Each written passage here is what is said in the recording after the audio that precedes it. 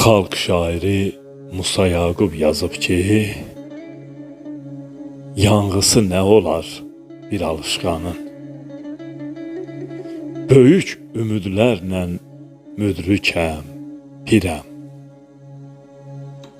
Ümidsiz olanda bir qarışqanın zərrə yükünü də çəkə bilmirəm. Var güney çiçəyim, quzey qarımda, gülündən üzümə çilənər bahar. Ümidsiz olanda balalarım da birdən gözlərimdə yazıqlaşırlar. Ümidsiz olanda dərəni, yalı, çən tutur, zirvənin yolu görünmür. Böyüyür gözümdə lalənin xalı, nə qədər baxıram alı görünmür.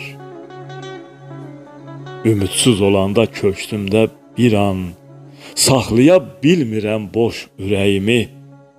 Tavanda bir otdan asılı qalan sahipsiz qaranquş yuvası kimi.